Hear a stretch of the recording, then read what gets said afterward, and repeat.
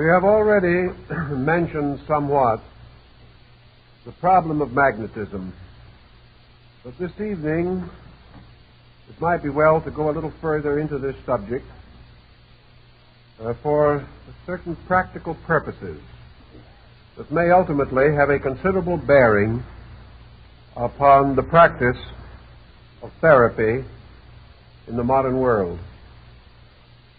We are all becoming increasingly aware that what we call the science or art of medicine is coming inevitably to a dead end.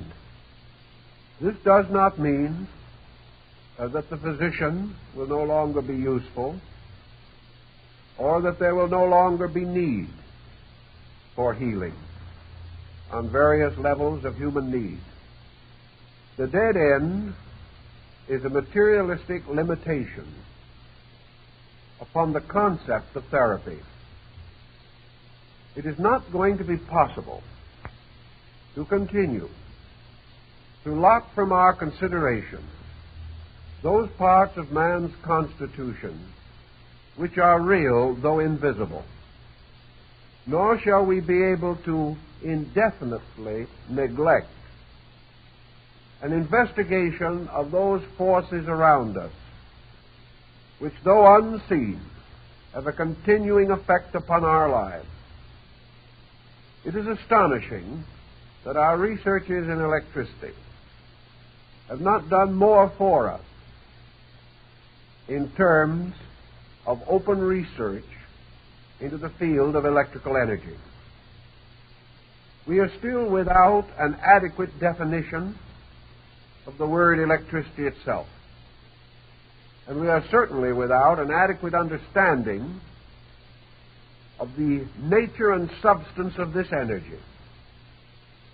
Assuming that such knowledge is not available to man, we have contented ourselves to define forces according to their actions or the consequences which they produce, and have been willing to remain indolent so far as exploring the actual nature of these forces, perhaps under the general assumption of an inevitable defeat, that we may not be able to know these substances or energies due to the inability of our own faculties to grasp their meaning or to explore their operations and laws.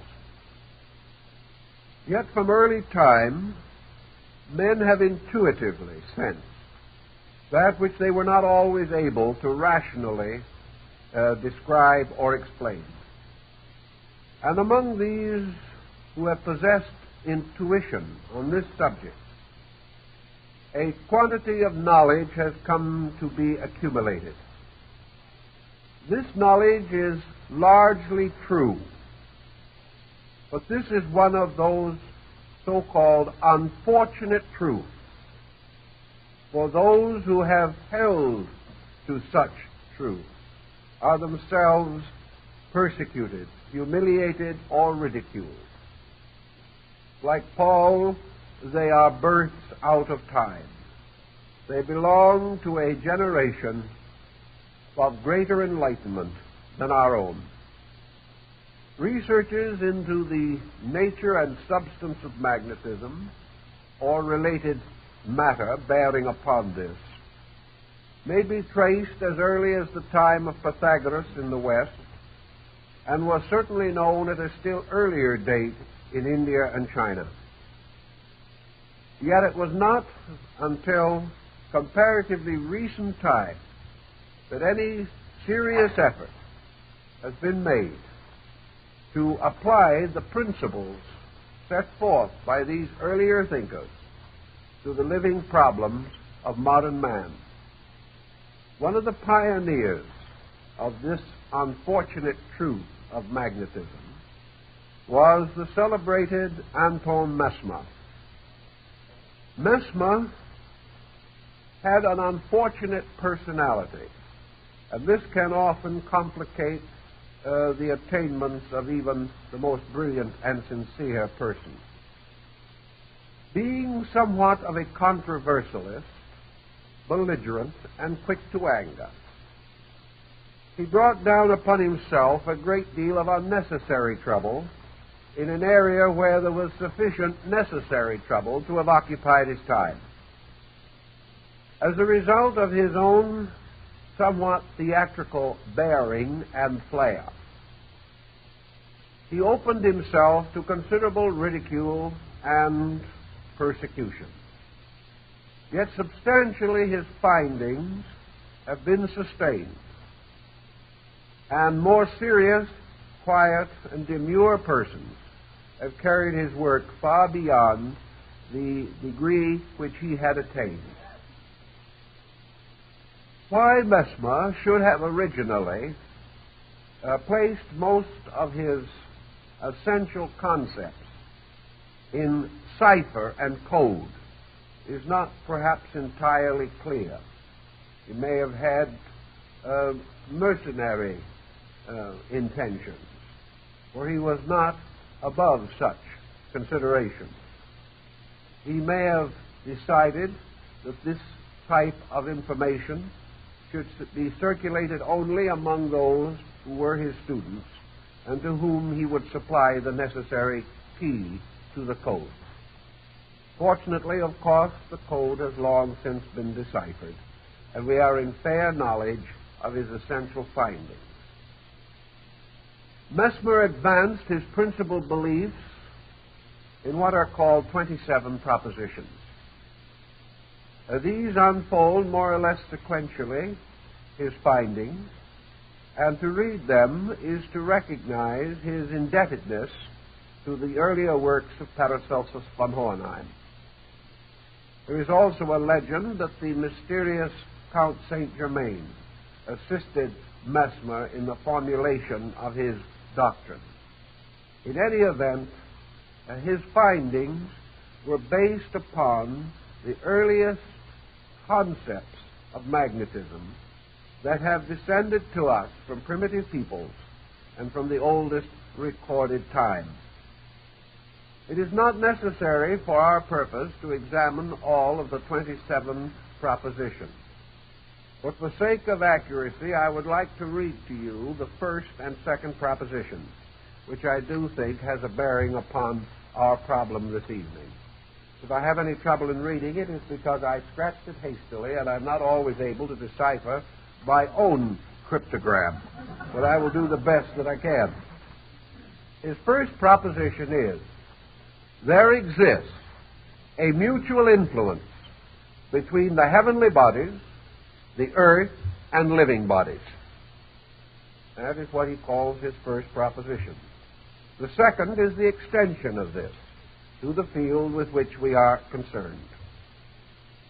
A fluid, universally diffused and continued, so as to admit no vacuum, whose subtlety is beyond all comparison, and which, from its nature, is capable of receiving, propagating, and communicating all of the impressions of motion, is the medium of this influence.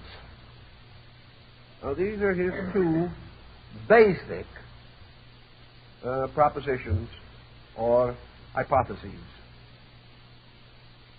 He follows, as we have said, the concept of Paracelsus and the Arabs, that what we call the atmosphere, or the intervals between planets and suns on luminaries, that this entire area is filled with a mysterious fluidic substance.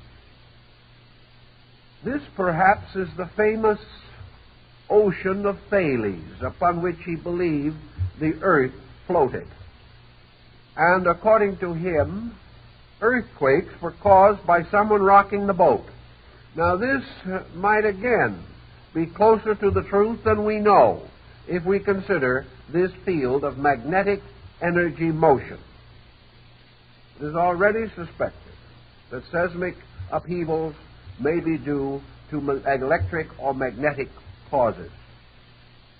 This also may be the mysterious sea described by Heraclitus, who declared that souls coming into generation first passed into a strange, humid substance, moist but invisible, which enclosed the earth, and which, to a measure at least, communicated itself to the earth through the precipitation of rain. This humidity carried by water was, however, separate from and superior to the fluid in which it was carried. Socrates described water as consisting of a mass of minute, solid, dry units, and that the flowing of water was the falling of these units over each other in an endless concatenation. All of these speculations carry us likewise to the belief that the sun was the principal source and regulator of the magnetic fields of the solar system, and that by extension all energy of magnetic motion arose from the sun, and that its alternations, variations, polarizations, fluxes, and influxes were due to motions, tides, or various changes upon the sun or within the construction thereof. We would be inclined to go a little way along this road in recognizing the effect of sunspots, which would represent, therefore, some change upon the surface of the sun, which produced marked modification on the earth and among the creatures that inhabit the earth. When we know that sunspot maxima are carefully and eternally noted in the rings of trees, we can also realize that this phenomena does have certain terrestrial significance.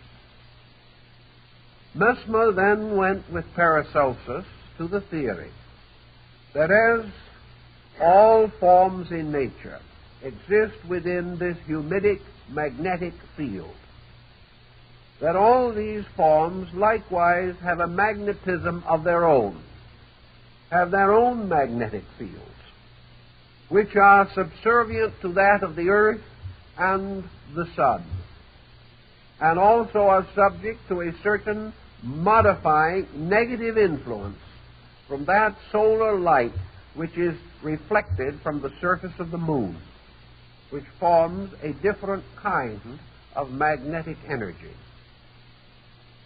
That the human body should be thus supported by a magnetic field was evidently known to peoples also in the past. Many individuals have existed who possess some degree of native psychism, who had a measure of vision beyond that of the more conservative human. These have recorded continuously through the centuries the appearance of a light, vapor, or field of energy surrounding the human body, which has come in mysticism to be called an aura, but which might just as easily be regarded as a magnetic field. Under certain conditions, almost anyone can, to a degree, perceive this aura, or can become aware and sensitive to its existence. And it is quite possible that this magnetic field is very important as a possible means of communication between man and other forms of life in nature, which communication up to the present time has been considered impossible. The magnetic field of the human body, as St. Thomas Aquinas pointed out, possibly basing his researches upon those of his teacher, Albertus Magnus. These fields in the body were subject to tides, were subject to motions of one kind or another. Albertus Magnus pointed out that the fluids in the brain were controlled also tidally by the motion of the moon. Thus it is conceivable that at least 3, probably more, types of pull or push pressures may be found operating upon magnetism. One of these, of course, is the sun, which in its motions and in its various internal mutations certainly affects magnetism, affects the earth in many ways, and it is probably the magnetic field rather than the actual light which is responsible for the phenomenon of the seasons.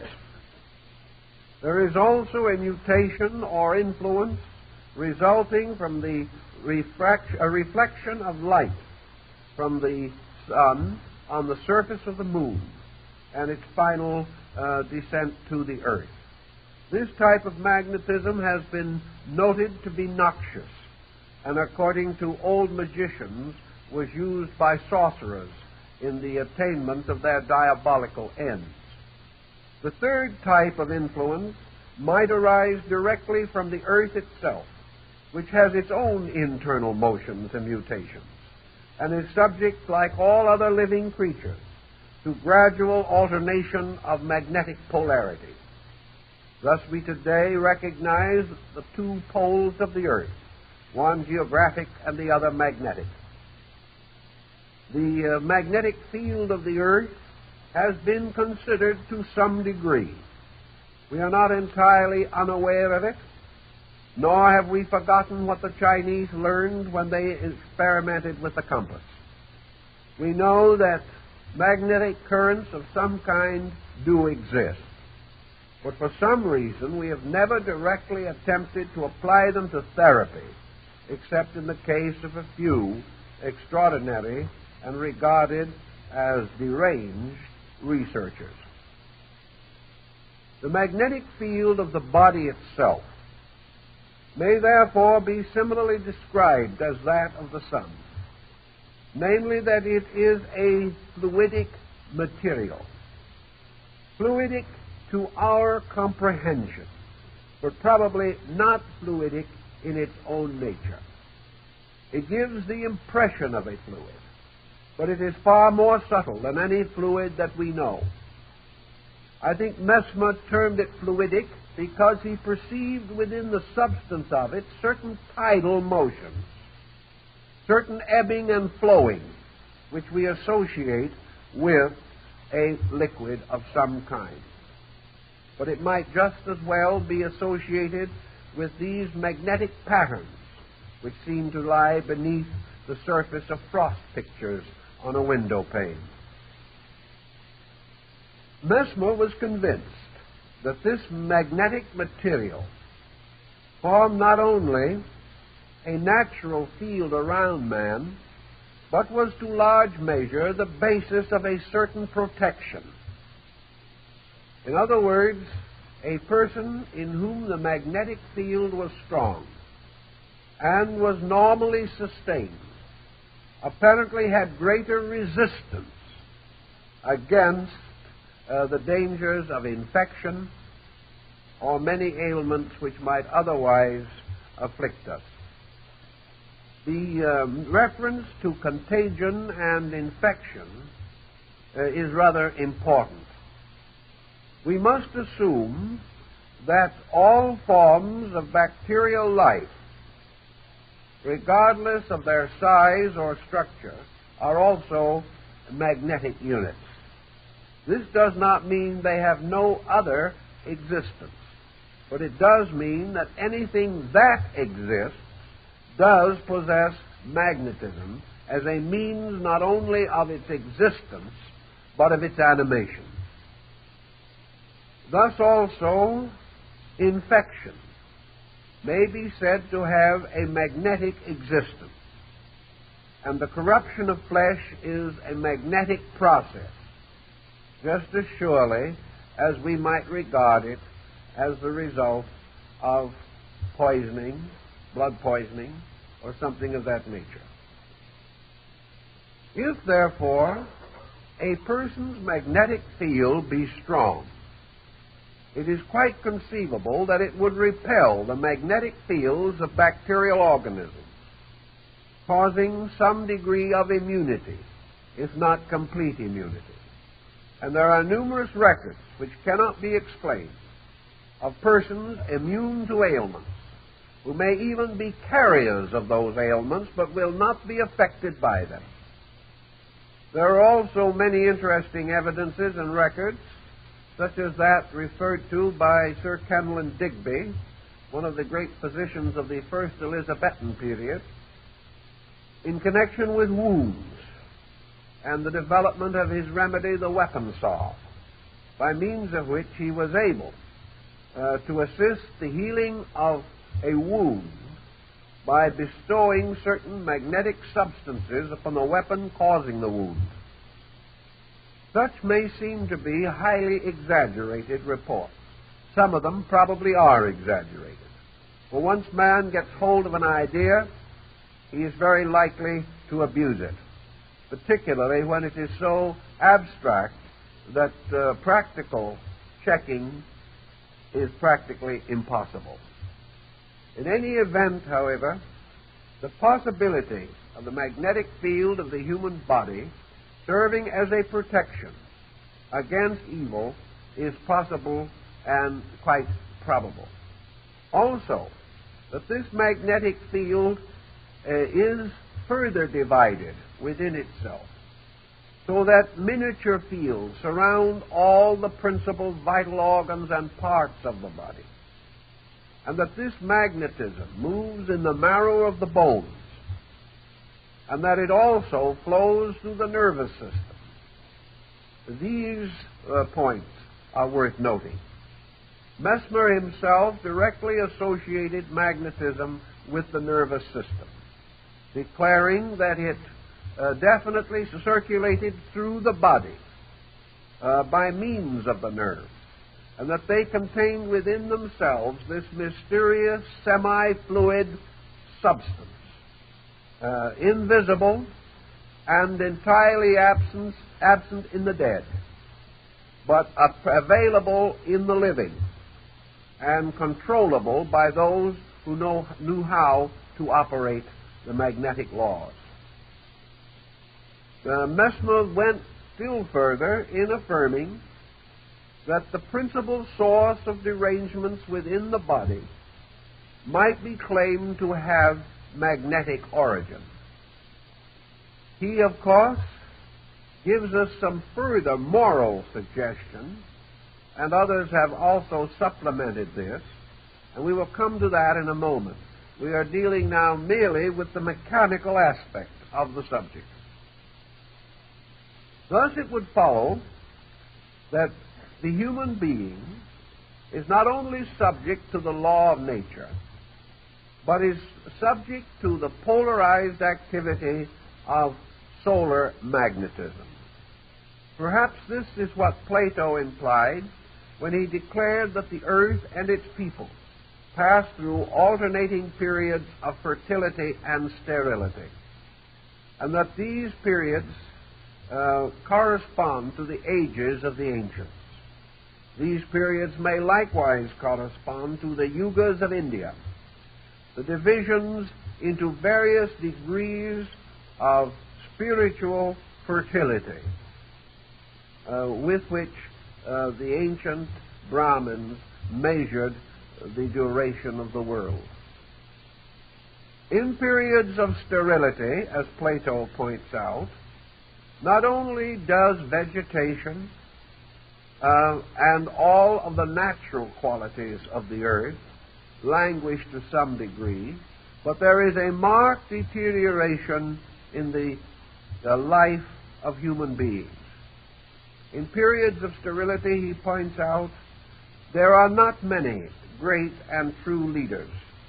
There are not many enlightened mystics and philosophers. There are few indeed great artists, musicians, and creators. In these periods of magnetic sterility, the human being loses something of his overtones, and therefore finds the struggle to solve the mystery of his own existence far greater than in more fertile periods. When, however, the solar system moves into an era of fertility, all things flourish, and the vegetation becomes more abundant. And with the vegetation, the consciousness of man becomes more notably elevated, and he is more creative and productive, not only in the physical matters of life, but in those which relate to the mind, the heart, the emotions, and the soul. If such periods in the magnetic field may be related to the sun, it is likewise evident that there must be lesser cycles moving within this greater one. One such cycle would be that of the moon, another of the earth itself, and still other cycles imposed by the very duration of the human structure and by the various seasons of man's life, as referable to the 7 ages of man and to the climacterics which mark the various divisions of human life. Thus, Mesmer tells us, the available magnetism at any given time may not be the same as at some other time. These currents, with their various tidal motions, may bring abundance or scarcity. And we might wonder, perhaps, the possible relationship between this humid or peculiar, subtle fluid and the researches now being carried on in atomic fission. It is quite conceivable that if there should be damage or danger rising from the development of these electronic and atomic explosives, that this danger might lie in their disturbance of the magnetic field. If they succeed in disturbing the magnetic field of the earth, the effect will very likely be conveyed to the magnetic field of man. Therefore, he will not experience his difficulties from the outside, but will experience them in terms of his own available energy. And it has been noted even up to now that experimentation in this field has been accompanied by notable devitalization among many persons and has permitted ailments to advance more rapidly due to the devitality of the patient. All these matters must sometime come to general light, although they are now obscured by an indifference on the part of most of our learned people. Considering the problem of magnetism still further, Mesmer pointed out that just as the year has its seasons, so likewise there are seasons within the life of man. He is not only subject to the winter around him, but to winters within him. He is not only affected by the great cyclic motions of the universe, but by smaller cycles, based upon the fact that he is himself a miniature world, a microcosm, in whose constitution all larger processes are reproduced in miniature. There is also a sympathy between these larger processes and their miniatures in man, so that all of nature is bound together in one vast pattern and governed by rules for which there are no exceptions. The magnetic field of man is also, we are told by the ancients particularly, subject to the moods of man. And just as it is possible that universal mutations are due to universal moods of aspects of cosmic life or mind about which we have no comprehension, so it is more immediately demonstrable that the various changes in the attitudes and dispositions of human beings are immediately reflected in the magnetic field of the body, and that this reflection perhaps is the very basis of the operation of the law of compensation as this is applied to the activities and conduct of mankind. If then these magnetic fields can be distorted from their normal function, their motions, their rhythms, their ebbings and flowings disturbed by man's own contributions in form of mental or emotional intensity, it must naturally follow that we have here the basis for a morality. We have the basis for probably the most essentially certain code of conduct, which it is capable for us to know, it's possible for us to know. For example, if any attitude results in an unfortunate mutation in the magnetic field, that attitude must be wrong, so far as man is concerned. Any thought or emotion which is harmful to his energy resources must be contrary to the intentions of the law by which he is controlled or directed. For all such negative mutations must contribute ultimately to sickness and possibly ultimate death. Thus, if man's conduct is under the censorship of its effect upon his magnetic currents, then we begin to perceive a means of clarifying or organizing a code which not only must apply to the relations between persons in this world, but must also protect the energy resources of the individual performing various actions or holding various attitudes. This, in turn, points up one of the strongest positions in the magnetic theory. The moment it is conceived to be possible that man's energies can be influenced by his conduct, we then begin to approach a field of therapy. For we have established a valid law, a law by which we can develop certain propositions, beliefs, ideas, formulas, methods for the practical administration of that law. We mentioned before this idea of the river and the water wheel, and that someone discovering the tide motions or the flowing of the river resolved to improve his own estate by putting a wheel there and allowing the waters to turn his wheel and thus activate certain instruments or implements which he used.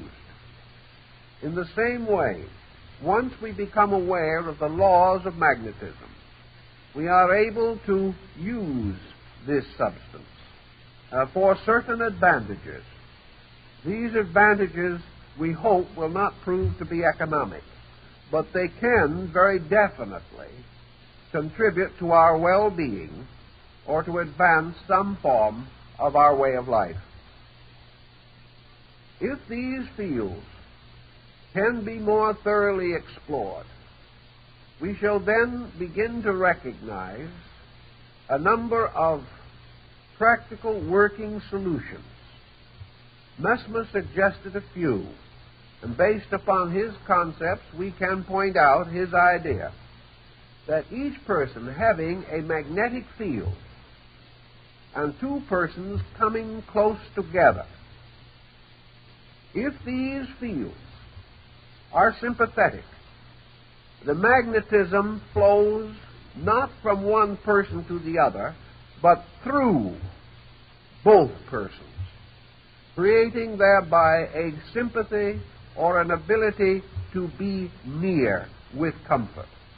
If, however, these magnetic fields are antagonistic, then the magnetism of each person is turned back upon himself, the result being an instinctive antipathy, a failure of friendship, or a failure of a desire to become acquainted with someone.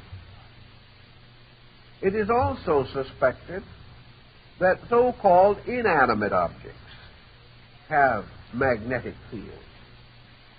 And recent experimentation with certain hypnotic drugs, by means of which temporary psychic vision was artificially produced, has shown that certain things which we regarded as inanimate do have a life or energy of their own.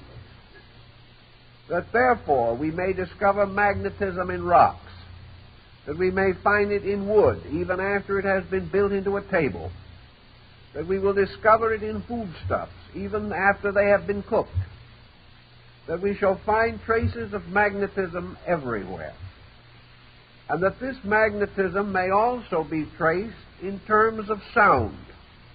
Hashish eaters of the Near East and India, those using this drug, report that they can see words coming from persons' mouths, and that these words have forms and energy radiations. The power or the creative expression of the spoken word or the creative word or the fiat may thus have more validity than we have been inclined to recognize. Any unit of vibration has a magnetic equivalent, and this may go still further.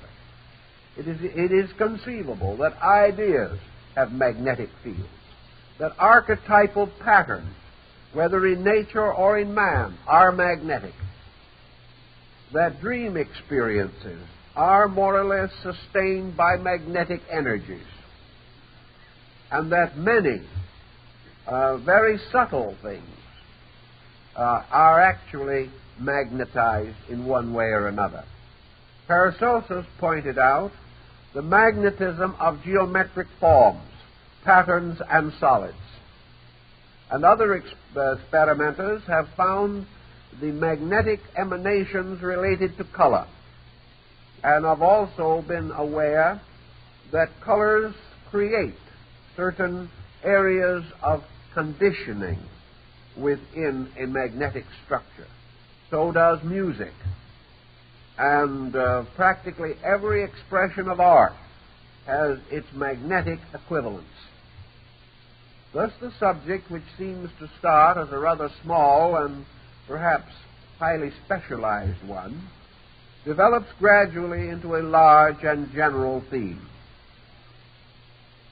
For the moment, however, let us consider the possible effect of the intricate psychological pattern of man's behavior upon his magnetic structure. As man has moods, these moods may be likened to the moods of nature around him. Within man there may arise tempests. There may be terrible volcanic eruptions. There may be periods of doldrum. There may be exceedingly high temperature or low temperature. All kinds of things can occur which influence the climate of the human personality. All these influences react upon the magnetic energies available to the sustaining of the body. If these reactions are excessive, or if man's mental or emotional pressures pollute his magnetic reservoir, it is obvious that his body may in time be corrupted. Thus habits may be measured in terms of their influence upon magnetism, or the possibility that their regular occurrence or reoccurrence may cause the gradual depletion of the energy available to certain functions of the human body. Paracelsus was convinced that the diseases of man constitute a formula, that this formula means that there is a relationship, an exact and specific relationship, between the various aspects of man's consciousness and the afflictions which burden his flesh. He did not feel that we could merely say that man's attitudes poisoned his magnetic core, and then this poison merely distributed itself through the body, wreaking havoc here and there.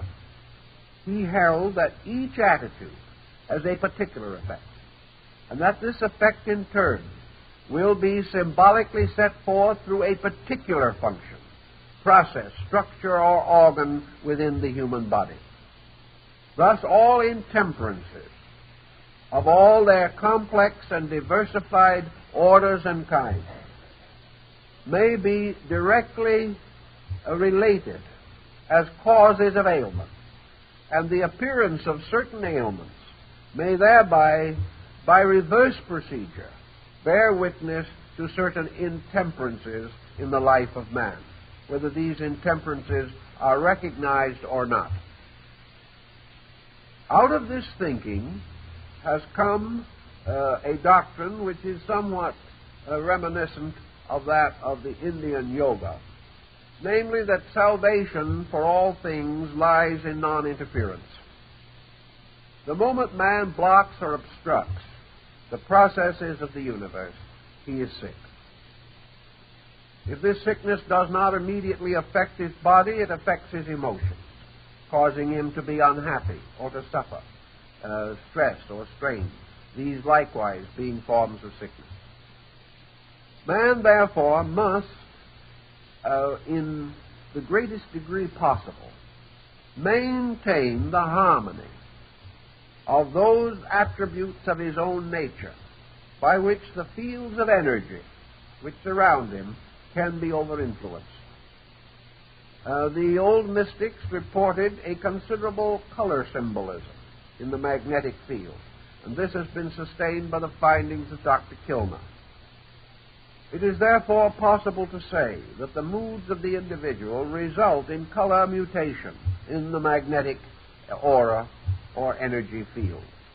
That these mutations may also take on geometric or symbolic form, and that every attitude of man has a kind of existence in magnetism as an artificially created creature. Of such creatures were the elementaries of Paracelsus, as distinguished from elementals. Elementals were to him the nature spirit. Elementaries were beings created by the intemperances of man and given a survival or existence within his own magnetic field. And these in turn became parasites, living upon the magnetism which should have been directed to the pursuit and development of useful functions. These so-called thought or energy forms have been to some degree classified and examined, and it becomes increasingly certain that man can cause vortices or structures within the magnetic field, and that these vortices and structures can have a decided and important influence upon his life. Next in the importance in this consideration is one which perhaps we should all think about. After Anton Mesmer passed from the stage of public interest, his successors and followers continued to examine his theories with considerable thoughtfulness and care. And gradually, the various instruments or implements which he used in the production of magnetic crises, especially his celebrated magnetic tub, came to be discarded.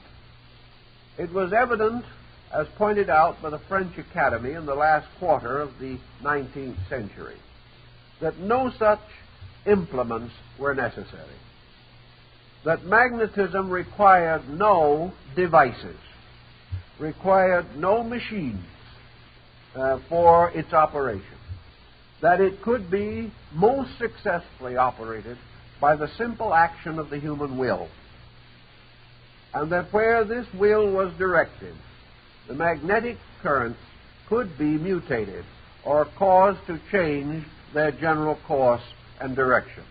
I'm using the word mutation here in the sense of Mesmer, and not according to certain modern usages. Mutation meant to the ancients a change or modification within a structure. In this meaning, then, Mesmer created a system and supported that system by means of certain instruments. It was later decided that these instruments were important only because Mesmer thought they were. He created devices because he was still bound to the concept that therapy required machinery, that there had to be some physical structure for the controlling and directing of the magnetic agent. He accomplished this direction not by the instrument, but by his belief in the instrument. Not by the machinery, but by his own mental activity, in which he preconceived the effect of his own treatment. Thus he was actually using mind, but the machine which he devised became a catalyst for his attention, an object upon which he gave faith or importance, and as a result of that, used it to focus what might otherwise not have been a sufficiently intensive belief in the value or validity of his process. As soon as it became evident that it was no longer necessary to use such instruments, it was then rather obvious that the magnetic agent was strongly under the influence of the mind. This again would go back to the older theories, because in the Greek and classical philosophies, the mind, the controlling mind of the universe, was the mind of deity. And it was through the medium of magnetism that certain mental energies of the deity were disseminated or distributed, as through currents, or as by means of channels by which the energy could reach into the most remote areas of space.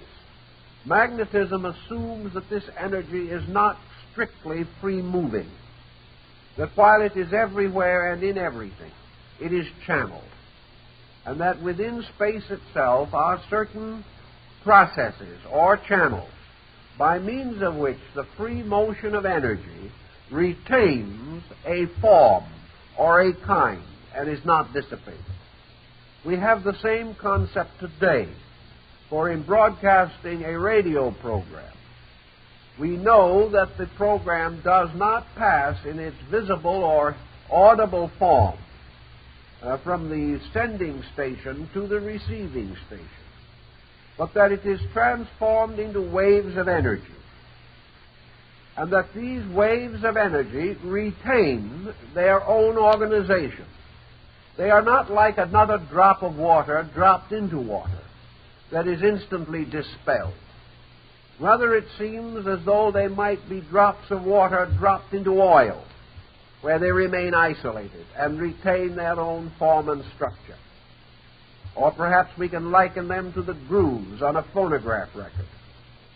For without these grooves, without this systematic process by means of which the sounds or vibrations are held, in this case upon the substance of the record, they could not be reproduced.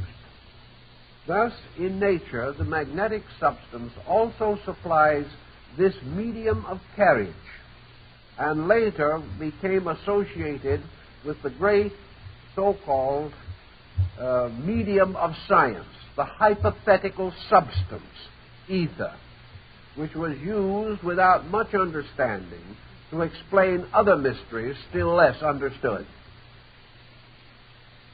In the development, therefore, of this concept, mind was able to direct magnetism mind was able to direct magnetism from a person to another person. And for all that we or Mesmer could know, this mind was capable of projecting magnetism to an indefinite distance. This indefinite distance, perhaps constituting the sympathy which has been recorded between persons at a great distance, who still were conscious or aware of the actions of each other, as in the case perhaps of the death of Lord Nelson, where at the time he died at Trafalgar, Lady Hamilton fell in a swoon in England, declaring that Nelson was dead. This sympathy, according to Paracelsus, was due to the possibility of the projection of the mind in the field of magnetism, and would simply be a very rarefied, attenuated parallel to our concept of radio transmission. Magnetism may then likewise be controlled or directed within the body of the individual by the mind of that individual, meaning that magnetism can be intensified in one part of the body or another, according as need may arise. This subtle substance could therefore be molded as a child molds sand in a sandbox, that it could be directed by an action of the volition, of the animate will, and could be caused to be greater in one part of the body than in another, or could be reduced in one area, so as to effect whatever remedy might be needed. Nature, apparently, has done this itself. And here is an interesting theory about which we may hear more sometime.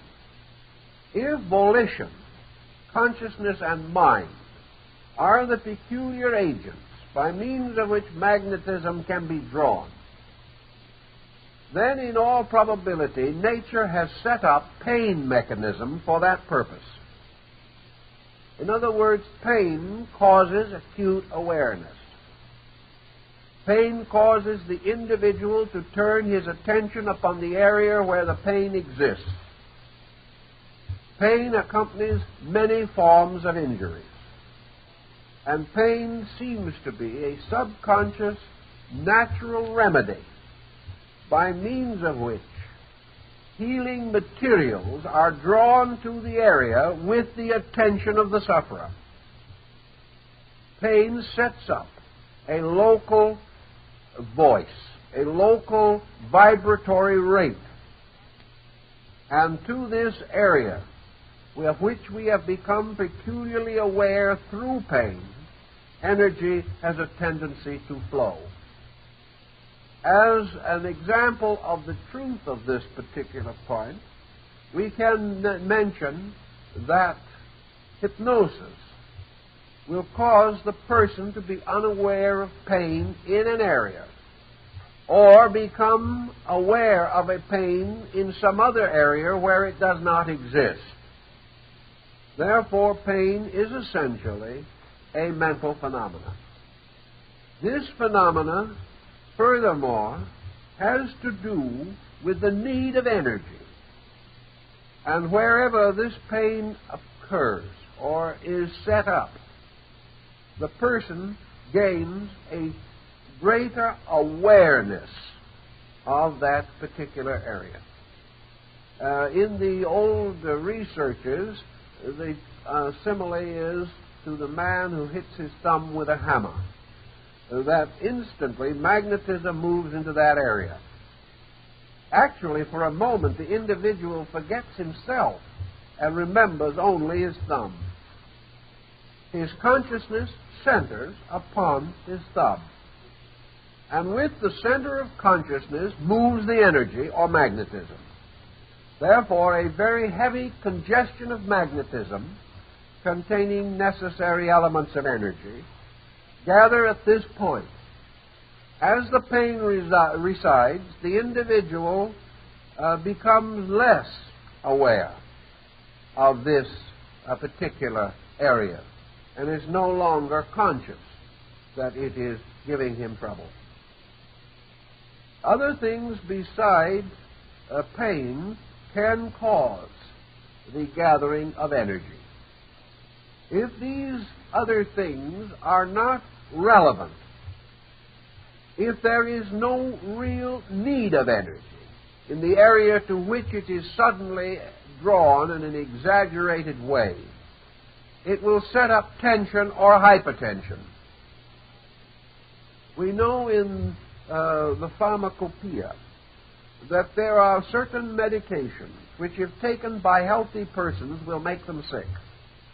But if taken by persons suffering from certain ailments, will assist to remedy that ailment or will bring immediate relief. It is, for example, rather well noted that a person suffering from extreme pain may use certain narcotics with comparative safety, but if he uses them without the pain, he is very likely to become addicted to narcotics. In magnetism, the same principle seems to hold true. Wherever man turns his attention, particularly within his own body, he is apt to embarrass this rather shy and retiring structure. For instance, the man who becomes stomach conscious or who becomes too much interested in some function of the body is likely to disturb that function by drawing to it energy which is not required. A singer, becoming too conscious of the structure of the throat and the technique of voice production, will have difficulty in singing and will lock his voice. Whereas if he becomes completely absorbed in his music and becomes unaware of his own existence, he will sing with relaxation. These seem to indicate not mere tension, but tension drawing materials. And these materials, not being necessary, cause a superabundance, which in itself becomes a difficulty. If, however, these materials are desperately needed for some remedial process, then the centering of energy brings with it relief and help. We might go so far as to suspect that egoism or egotism, excessive self-centeredness upon the concept of ego or upon the concept of self, may cause tension in this area and may be one of the causes of why the egotist is seldom a happy or well-adjusted person. Centering energy where it is not necessary, where it literally and actually does more harm than good. Energy is to be centered only for emergency, and when it is otherwise centered, it is of little value. Also, the magnetic field becomes an immediate carrier of mental impulse, much more rapid, much more powerful than any conscious process can be. A good example of this is learning to play the piano. The individual must go through a considerable preliminary period of training. The purpose of the training being to gradually eliminate hand consciousness. As long as he must guide his hands by an active process of volition, he will be slow and stumbling in his music.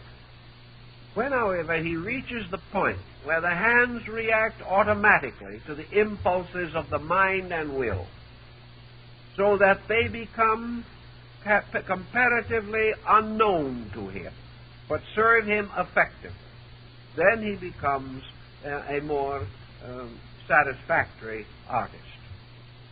It seems then that mental energy can be carried almost instantaneously to any part of the body where it is needed, and that this subjective method of communication with the parts of the body is more necessary and more important than any conscious willing of these parts to perform a specific action.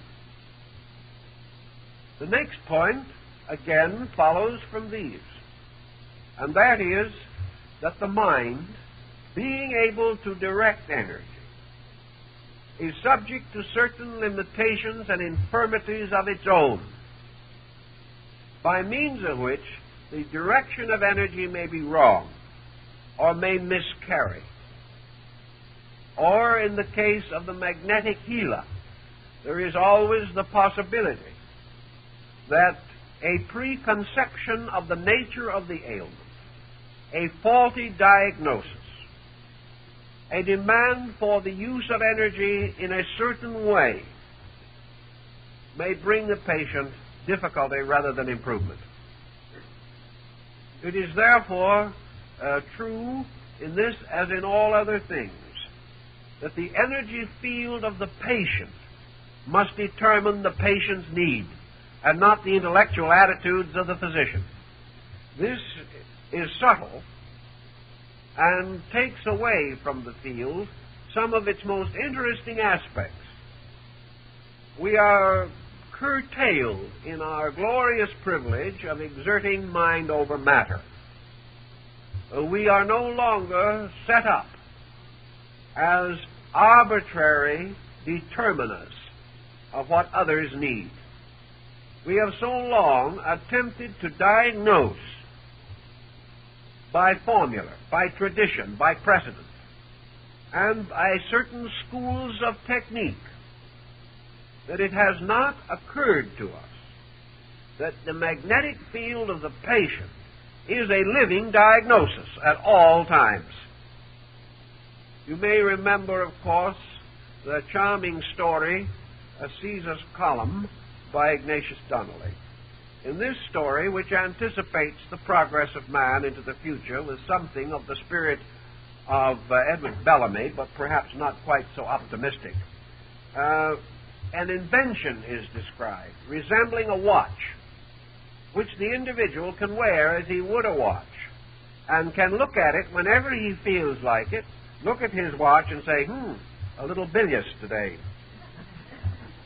That this magnetic instrument, small but powerful, will enable him to tell at any time the condition of his own health. The operation of the instrument, of course, depends upon magnetism. This has not yet quite been perfected. We might have done it by now had we not been more interested in reaching Mars or one of the other members of the remote solar family. But it is still conceivable that such a device could be devised. And it is even more important to remember that the magnetic field of the body must always present the true and inevitable condition of that body. Therefore, it is not the mind of the individual who is judging, nor is it the mind of the patient who is explaining his symptoms. It is actually the state of the electric currents of the body and their relation to the needs of the occasion. Thus, the tendency to create a highly arbitrary system of therapy is to a measure checked, and we begin to consider the various moral and ethical involvements. The individual can recover only when he ceases to cause his own sickness. If he ceases to cause it, he in all probabilities will be gradually relieved of its symptoms unless the damage has gone too far. Then he may be assisted, or he may be beyond assistance, as the case may be.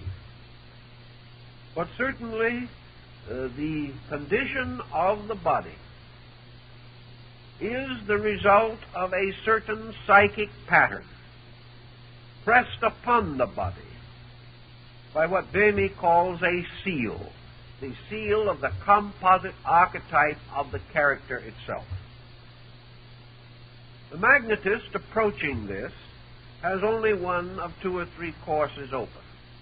He must either develop that kind of internal sight by means of which he can read the magnetic field accurately. And this particular ability is not always possible. He has a second recourse, and that is to merely provide the body with an additional amount of energy derived either from his own body or from some adequate source of magnetism. There is a third possibility, and this is perhaps the one that can come the closest to our present comprehension, and that is that it is conceivable and possible for the individual to feel or to sense without seeing, to know as though intuitively the condition of the magnetic field of another person. He thus is given the impulse. It may come into him and be interpreted with extraordinary clarity. In some cases, magnetists have actually experienced in various parts of their bodies the very pains from which their patients suffered. More usually, however, it is a kind of mental recognition, a recognition like a flash of inspiration, a recognition which is a sudden knowing, which would seem to imply, in turn, that the magnetic field of the other person was capable of sending a message or transmitting a message, which, flowing into the magnetic field of the physician, was transformed into a mental idea. Many so-called magnetic healers of modern times have described their abilities to diagnose as being this intuitive method, or this extraordinary circumstance of suddenly feeling in the corresponding part of their own bodies the ailments from which the sufferer complains. This type of cognition is itself apparently a transmission of magnetism through the nervous system.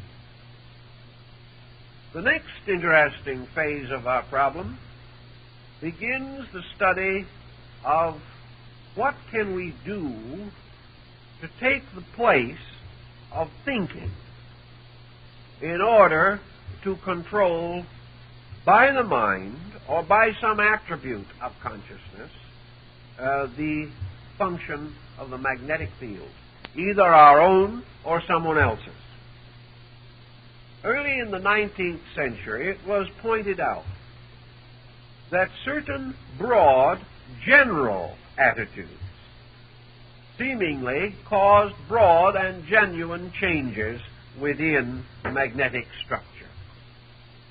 And entirely apart from their interest in theology, these researchers came very close to the opinion of St. Paul as expressed in Corinthians. For it was learned through experience that the three most powerful emotional or mental projections by means of which therapy could be attained in the magnetic field were the three attitudes of faith, hope, and love. These were therapeutic. Hate destroyed. Love restored. Faith built or created. Fear or lack of faith destroyed. Hope was a creator. Despair, a destroyer. Now, in our conscious living, these various attitudes tumble about in almost constant confusion. At one moment we are hopeful, and the next we are fearful. In one moment we have faith, and in another moment we are faithless. But let us assume certain principles and see whether they make sense, perhaps better sense than we suspect. During the last 50 years, perhaps a little more, the civilizations which have led the world for centuries have gradually developed a powerful materialistic complex or culture. Until today, the leaders in our various walks of life are very often persons of little faith. They have not recognized the importance of strong, constructive belief in terms of health. Having lost much of their religious anchorage and having no firm ethical structure to take its place or to even help to compensate for its loss, we find it quite conceivable that the general lowering of the level of simple faith, faith in good, faith in right, faith in truth, faith in God, that the losses in these forms of faith might very well result in a general dilemma relating to magnetism. If the absence of faith is a loss, and if criticism in the place of faith is little less than a destroyer of energy, then negative attitudes, as they become more prominent, should cause us to be more exhausted. And I suspect that if we had a very accurate poll taken at this time, more persons would complain of being tired than ever before in history. This tire is not due to labor, for we have never probably had as great a possibility of leisure as we have now. Our exhaustion we credit to psychic fatigue and recognize it as a major ailment. If fatigue itself bears witness to a depletion or a wrong tidal motion, or even to the reversal of the current of a magnetic field, we may then assume that the tremendously increasing sense of doubt, of insecurity, of downright fear, combined with a loss of a natural tendency to cultivate sensitive, constructive attitudes,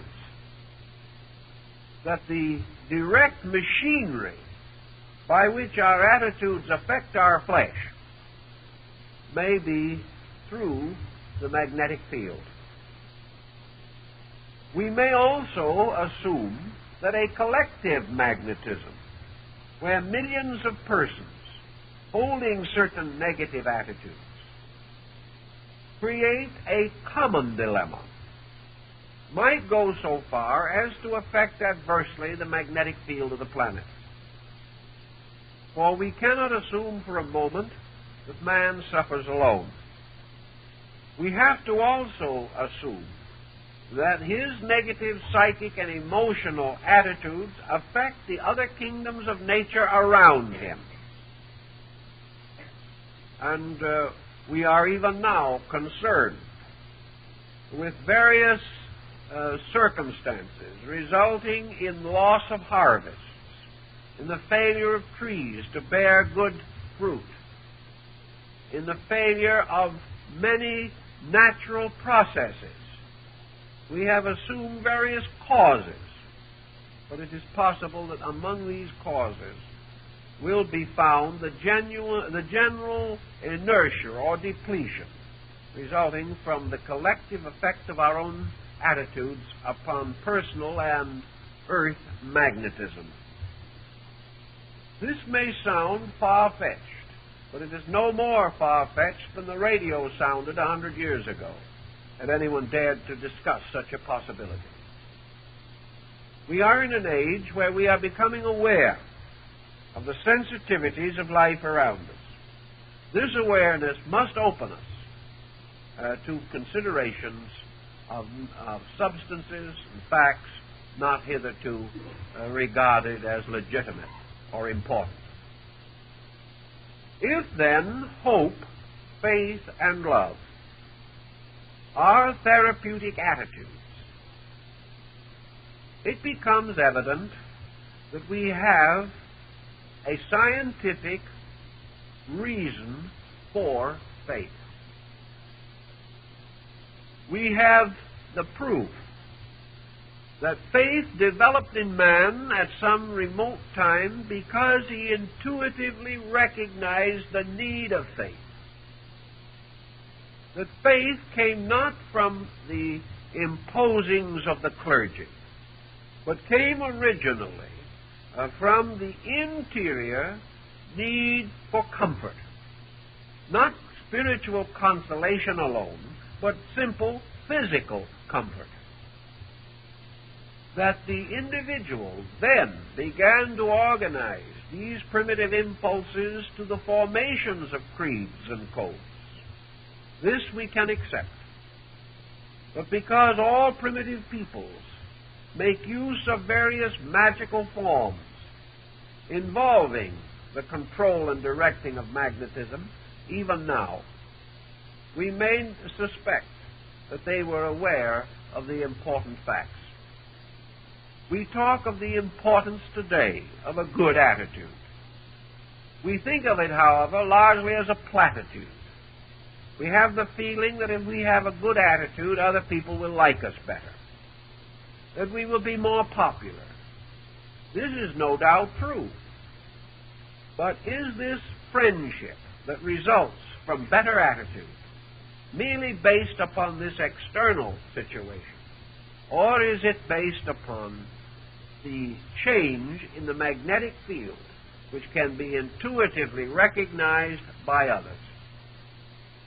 We know that persons of various temperaments have had adventures in life which would signify or indicate that their internal natures affected those around them. It is a common problem, for example, that does not infrequently arise, that certain physicians and nurses have better effects upon patients than others. This effect cannot be based upon appearance, for one may be as prepossessing as another. It cannot be based upon efficiency. They have all received more or less equal training. We may say that it could be based upon the attitude of the doctor or the nurse. But in some instances, they are at least certainly not aware of their attitude and are very hurt and disappointed when the patient does not respond favorably. Yet it is almost a certainty that if we leave a certain nurse with a certain patient, he may not recover. Something is wrong that cannot be corrected by efficiency, kindness, cheerfulness, or anything that we know. There seems to be an antagonism on the level of the magnetic field. Thus, certain persons in all relationships can be fortunate or unfortunate in terms of their own magnetism. Does this mean that such magnetic attractions and repulsions are inevitable? Does it mean that certain persons will never be able to get along together? Does this, to a certain degree, reflect itself in the comparatively high rate of divorce from which we suffer today? Is incompatibility, at least in part, an element of magnetism? I think it can be in a good many cases. There are also indications that there are people who cannot get along together, who will not be able to, or will never be able to make a sufficiently great adjustment in their own characters that they will be able to become compatible. This occurs not only in the more intimate associations, but also in business and in social activities. There are people that will never be drawn to each other. And if they are accidentally brought together, There is no spark of friendship or recognition. There is only, at best, an indifference. Now, the problem of indifference also plays a part in our magnetic theory. Energy moves with interest. It moves with concern. It moves with all kinds of active attitudes. It does not move, however, from indifference. Indifference is the ultimate degree of detachment. It means that there is no sympathy, no relationship, no common ground. It does not necessarily stand for an antagonism in the magnetic fields, but it very often prevents any interest or direction of energy by means of which an acquaintance or an association can be improved. Now, in religion, mysticism, philosophy, in these situations, indifference has never been regarded as a virtue. And when we refer to a certain kind, shall we say, of detachment, we do not imply indifference. Indifference is so completely lifeless that it calls and draws nothing. And quietude, or the suspension of attitudes, is not indifference. Indifference represents failure to report any stimulation or any activity of interest. Whereas man seeking to relax or to attain freedom from pressure is not working with indifference. To make a virtue of indifference would be equivalent to making a virtue of ignorance, or to assume that a not knowing is good. In nature, not knowing is never good. False knowing is also bad. Right knowing is very important. Indifference is not relaxation. Indifference is not protection. And the individual who becomes indifferent or attempts to get out of a situation by departing from it, physically and psychologically, will gain little benefit for himself. Rather than indifference, there must be a strong but perhaps rather impersonal sense of values. Again, this term is a little dangerous, for the impersonal individual may be without sympathies, and sympathy is the principle upon which magnetism moves. Therefore, detachment must not and should not be unsympathetic. It becomes, therefore, necessary to refine and regulate values to the end that we hold the proper attitude toward ourselves and to all other creatures. That this attitude cannot be assumed merely by an action of the will or a determination of the mind is also evident. The attitude must become a total part of the life itself. The attitude must arise in consciousness and be communicated therefrom directly into the fields of energy which support the body. Researches by Mesmer and others have shown beyond doubt that the magnetic field to operate best must be in a state of tranquility. Tranquility simply means now normalcy, nothing more than or less. Excitation or the tremendous upsurge of intensity is not normalcy. Depression or the reduction of energy to the state perhaps of inertia is not normal. And one of the forces or circumstances which causes the greatest havoc in man's magnetic structure is uncontrolled and excessive emotional outbursts. These cannot do any good on any plane. And on the psychic plane, they do much harm. This causes people to say, but these outbursts are natural to us. We might also say, by looking at the available text, particularly the World Almanac, that sickness and death are natural to us. Very few of us get out of this world alive, at least in terms of our physical existence. Things that are commonly done, habits that are commonly practiced, may be common but not natural.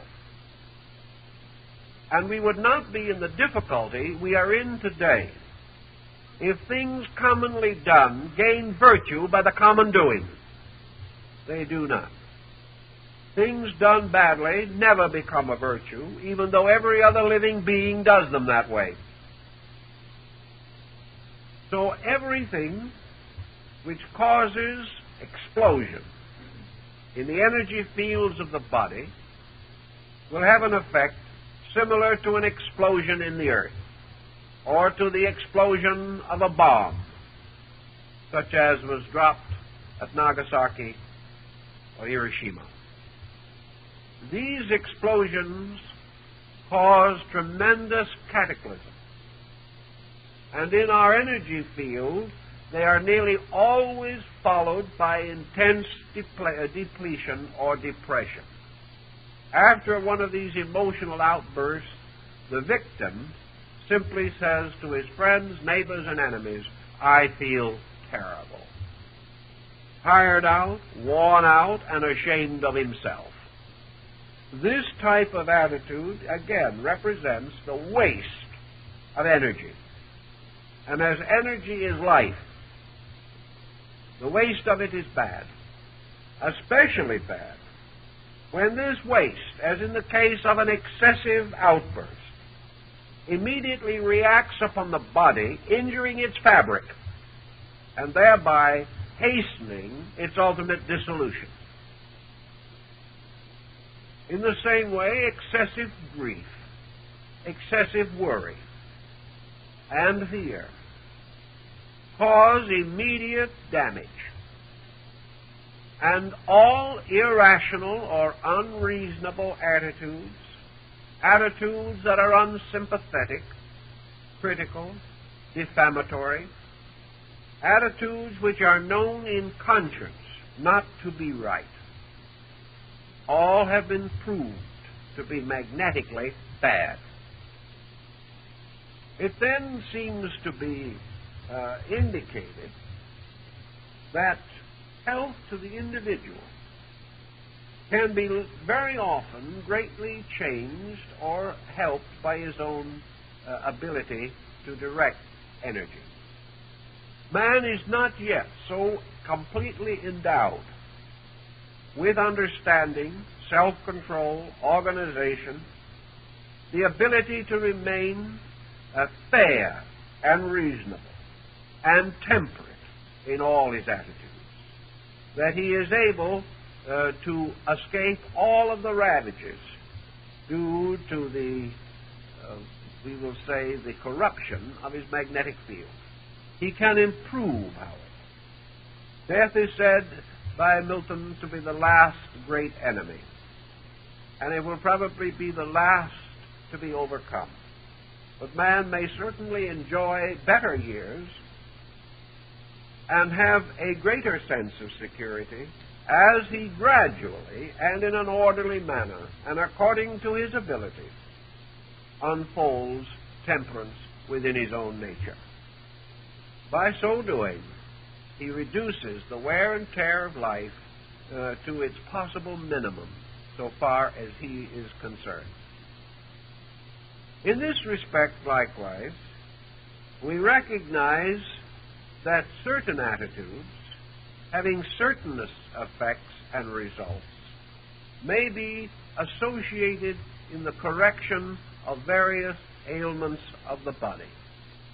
Records at an early time pointed out that there was a very strong and important magnetic sympathy between a mother and child This magnetic sympathy was polarized through the thymus gland, by means of which a very powerful magnetic pole of the mother remained in the body of the child, active and operating till about the 7th year.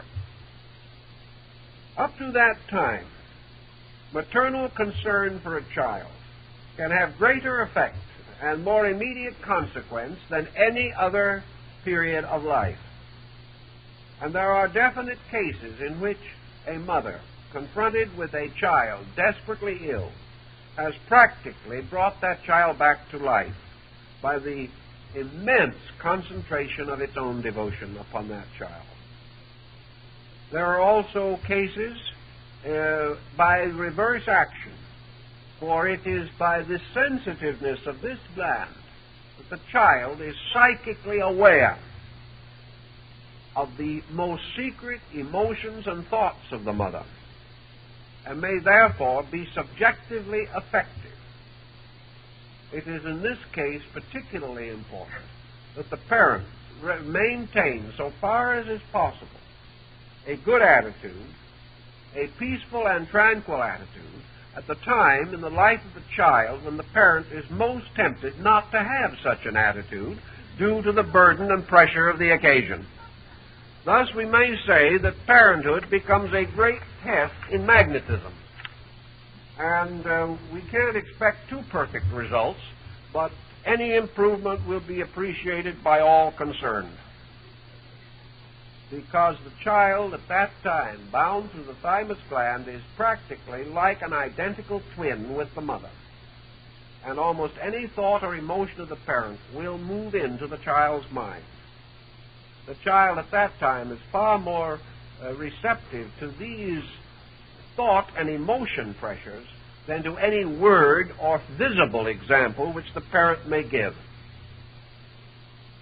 Actually, as the thymus gland becomes symbolic, therefore, of a kind of psychic umbilicus between parent and child, so as the human being grows into his physical and intellectual maturity, most of the connections between his physical body and his magnetic field are associated with the other glands of the endocrine chain. The thymus gradually becomes non-operative in the normal person, and where it remains operative too long, it produces serious consequences. The particular area of the magnetic field in the human body is the spleen. And in the area of the spleen, these currents focus or center from the sources of energy supply.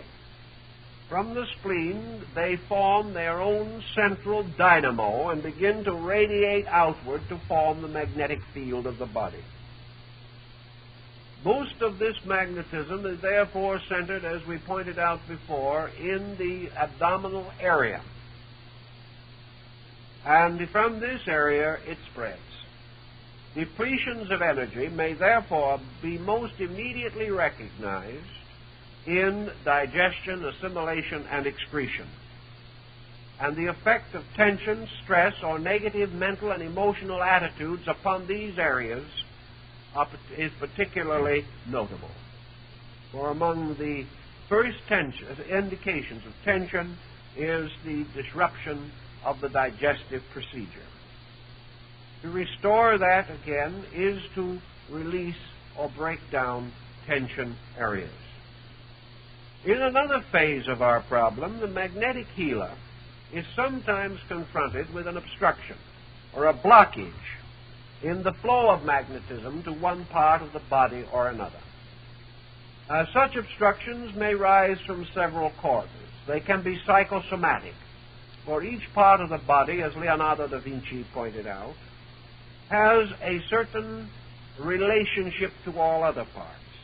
One of the most simple analogies lies in the old distribution of the signs of the zodiac and the planets among the sections of parts of the body, as set forth in the familiar old cut-up man of the almanac, who is shown usually with the constellations grouped around him.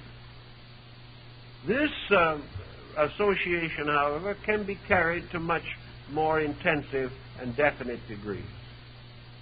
Wherever magnetism is blocked, there is either a derangement or there has been a fatigue which has resulted in a process of crystallization. This process of crystallization inhibits the continuance of magnetism even after the fatigue has passed.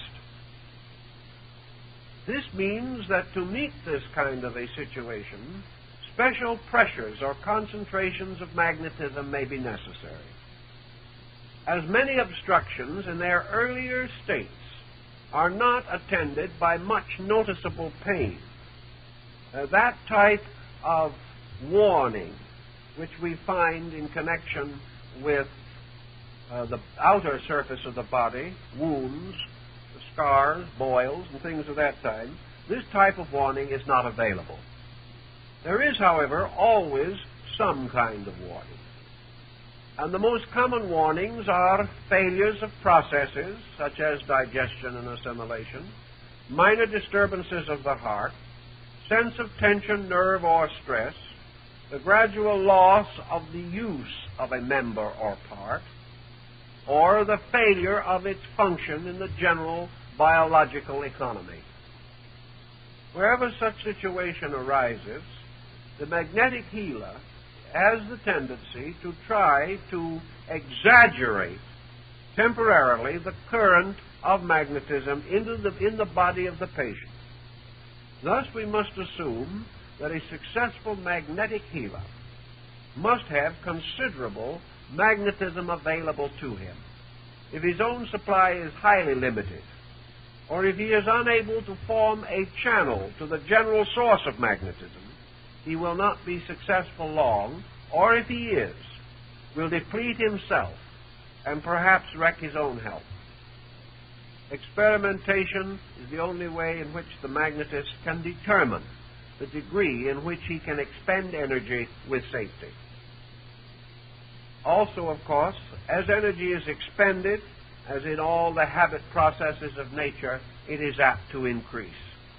Therefore, the use of energy may cause the magnetist to find an ever-increasing supply. That is, if everything be right in the proposition. By sending energy specially into areas where it may have been depressed, or where the natural currents of the body are not able to break through, the magnetist can break up congestions, can stimulate sluggish functions, and can open the body to the remedial use of its own energy. Thus, the person, having been relieved of the obstruction, may then be able to take over with his own energy fields. Now, we have mentioned the most common and universal sources of this magnetic force.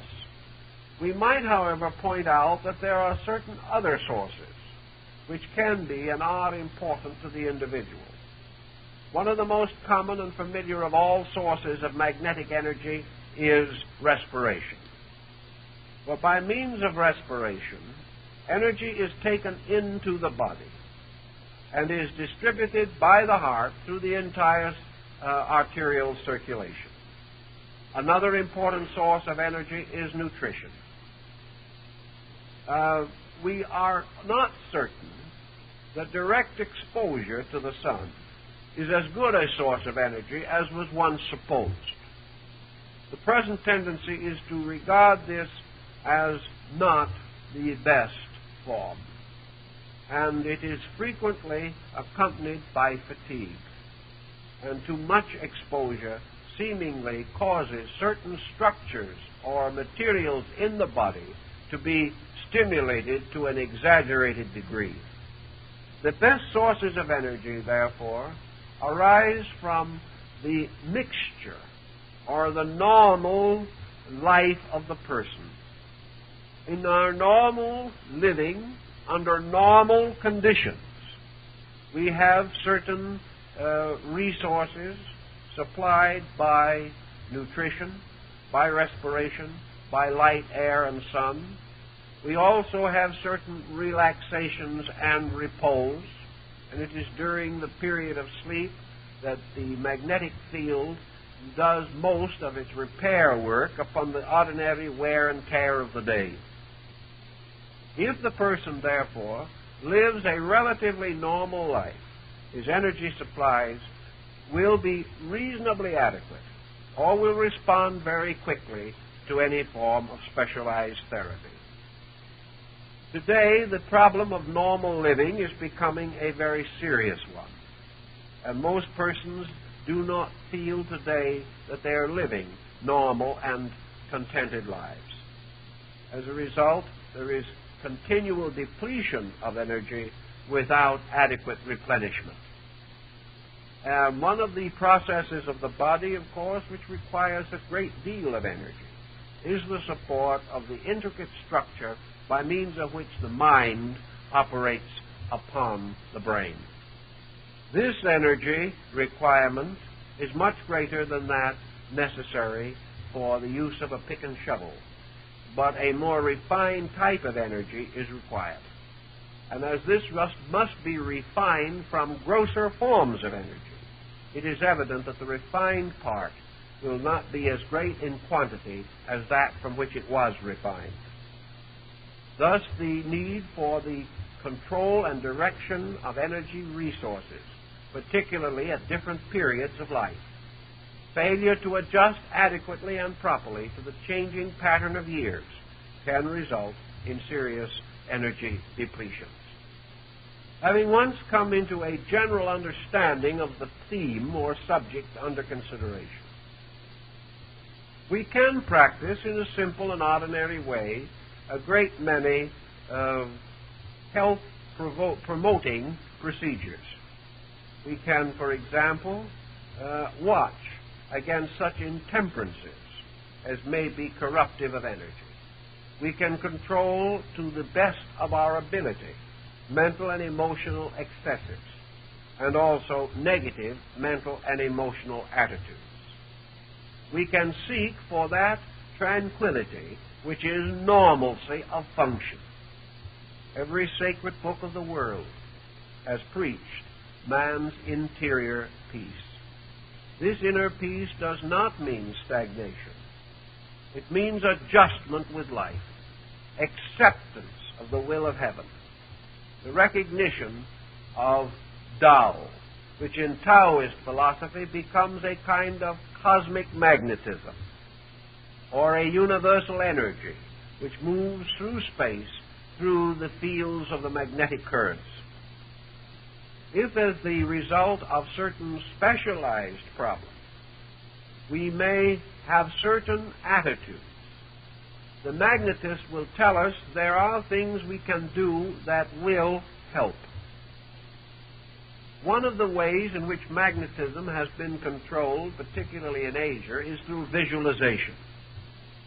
Visualization is a process of imposing upon the consciousness the picture of the state of well-being. Visualization, then, in connection with a wound, is the inner process of becoming aware that the wound is naturally and normally healing. If this is merely stated as a platitude, it is comparatively meaningless. But if it is held as a fact in consciousness, it will affect the availability of magnetism. For the magnetic field will accept the pattern and move to fulfill it. Just in the same way, if a person inwardly experiences by a suspended but purposeful effort the tranquility of his own consciousness, if he will visualize himself as in a state of adjustment with life, he will find it easier and easier to attain this state in his outward experience. Thus, visualization means to see the thing as it should be. Now, we may not always know just what it should be, and our visualization does not have to be ultimate. Our visualization of a boil would be fairly easy. We know what it should be. It should not be there, as far as our comfort is concerned. But it is there because of a cause. Therefore, visualization does not frustrate cause. It does not assume that the boil has no right to be there. It cannot do this and accept natural law. But it does visualize within the person an attitude, a condition, a state of being in which the suspension of negative factors removes the cause of the boil and results in the visualization of that kind of peace of soul and peace of mind which is not likely to cause boils, or if they do exist, will most quickly promote their healing by removing the negative factor, and also by that complete relaxation which permits the energy field to move into the area of the boil and do the remedial work. It is also possible for a person or a magnetic healer to temporarily stimulate the energy field around the boil, causing more magnetism to gather there, and in this way to hasten the processes of recuperation. This hastening is not an unnatural or an abnormal one. It is simply a hastening of the natural curative processes of life itself. In alchemy, one of the ancient formulas was that man perfects nature. Man working as the handmaiden of nature, cooperating with all natural processes, obeying to the best of his abilities all natural laws, releases in his own life and in the lives of those around him all of the energy available in his constitution. This energy moves like a cleansing ocean, magnetism burning up corruption, clearing it, taking it away, returning it to the great mystery of the solar power in which it is incinerated and removed. This energy, if given all possible and reasonable support by man, will do its work better, more quickly, than it can accomplish this work if it must at the same time fight against a group of negative reactions. Thus, therapy begins with tranquility. It begins with the gradual development of this consciousness of hope, faith, and love, by means of which the person achieves a rapport with life itself. And this life, thus coming in without interference or interruption, without being wasted or lost through excessive expenditures that are meaningless, this life accomplishes its perfect works. And it was one of the beliefs of the ancient magnetists that God and nature intended man to be well. Sickness is not any more a natural state of man than war is a natural state of nations or crime a natural state of society. Sickness is the result of man being unable, as yet, to perfectly understand the rules governing health, or in one way or another, for selfish or even unselfish reasons, violating those rules. Such violations may appear to be justified, as in the case of the physician, who may exhaust himself sitting up with the sick. Or it may not appear to be justified, as in the case of intemperance and general waste of energy. But whatever be the cause, the energy that is used in one way cannot be used in another. The more our legitimate demands upon energy may be, the more heavily our profession or our life calls upon our vital resources, the more we must protect these with our attitudes. The individual who does nothing might have greater liberty to make mistakes than the person whose energy is constantly required. but by the proper direction of energy through attitude, particularly through these attitudes recommended by Paul: faith, hope, and love. Man living in these moods, in these ways, and achieving a certain tranquility in his own nature, will find that his energy is greater, and that when emergency arises, his recuperation is more rapid, that he is be less likely to infections and corruptions of the flesh, and also less likely to create those emotional and mental situations which must require still more expenditure of energy to mend or correct. Thus, magnetism becomes a kind of conscience, a censorship upon all action. And for those who keep its rules, by obeying the principles of the powers which move and direct energy, it becomes a kindly and helpful friend, a source of life and sustenance. But if it is outraged, it turns upon the person who breaks its rules, not because it does not like them, but because they have set up obstructions to energy. And in religion, to set up an obstruction to energy means to set up an obstruction to God. To set up an obstruction in the body means that there will be somewhere an inadequacy of the soul. So in these thoughts and in this type of thinking, magnetism becomes a field for science, also for philosophy, and for religion. And it becomes one simple key to how the average person can help himself, if he is so minded, in many small ways.